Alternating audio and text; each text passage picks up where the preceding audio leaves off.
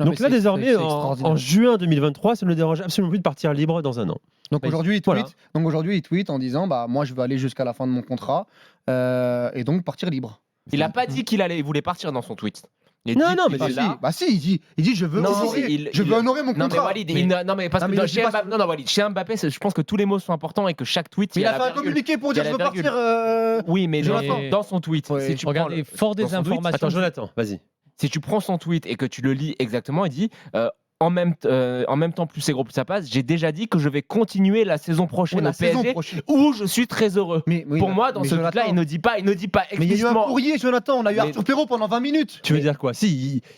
Est-ce que dans le courrier, il y a une phrase explicite où il dit je partirai à la fin de la saison 2024. Je ne prolongerai pas. Je ne lèverai pas l'option d'une saison supplémentaire. Laissez-moi aller jusqu'au bout. Vas-y. Il dit je ne prolongerai pas. Ça, je vous rejoins à 100%. Mais il ne dit pas je vais partir fin 2024. Et pour moi, c'est pour ça que c'est ce que je disais tout à l'heure. Tu prolonges pas, ça veut dire quoi? C'est juste un coup de pression. Tu veux que c'est une question de rhétorique là. Je ne prolonge pas ce contrat.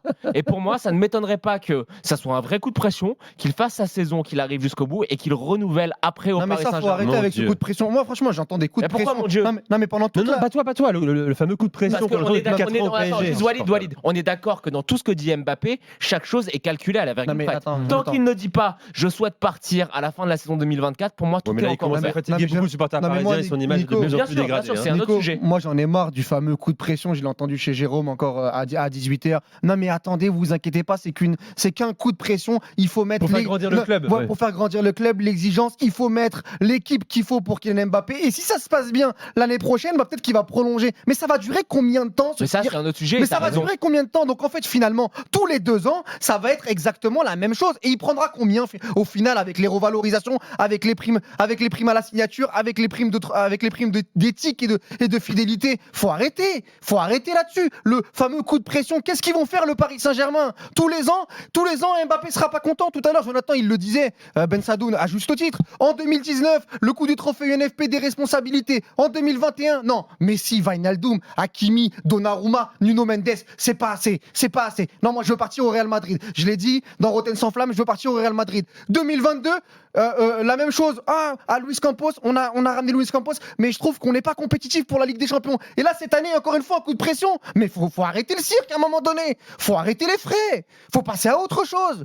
Et là, tu me dis qu'il envoie un courrier, mais après, derrière le tweet, finalement, il dit qu'il veut aller jusqu'au bout de son contrat. On n'y comprend plus rien. Il faut lire le Da Vinci Code, le Mbappé, le clan, pas le clan. Mais à un moment donné, il faut arrêter. Walid, si je peux me permettre, c'est des sujets qui sont totalement différents.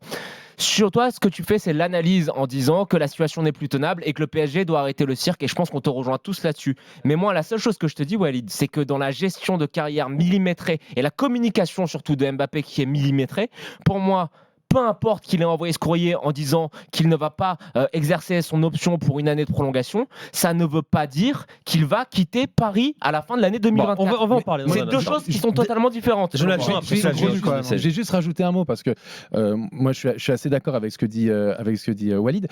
Mais pour le coup, moi, ce qui me dérange, c'est que le Paris Saint-Germain laisse faire ça, en fait. Moi, c'est ça, effectivement, que Mbappé, il continue. Non, mais bien sûr, mais qui continue à faire son spectacle, comme j'ai dit tout à l'heure, 4 années sur 5. C'est une chose, il fait ce qu'il veut. Mais à un moment, un autre. Tout à l'heure, il a fait le 20h pour annoncer sa prolongation. Il a fait le 20h pour faire sa prolongation. Ça n'existe pas, en fait. Et le problème, c'est qu'on donne trop d'importance à ce garçon. Excusez-moi, à un moment, il faut dire les choses. Est-ce que Manchester City a eu besoin d'Mbappé pour gagner la Ligue des Champions? Non. Est-ce que Liverpool a eu besoin d'Mbappé pour gagner la Ligue des Champions? Non. Est-ce que le Real Madrid? Non. Donc, il y a 150 ans qu'il y a la Ligue des Champions. Il y a 150 équipes qui ont gagné la Ligue des Champions sans Mbappé. Donc ça va. Il faut arrêter.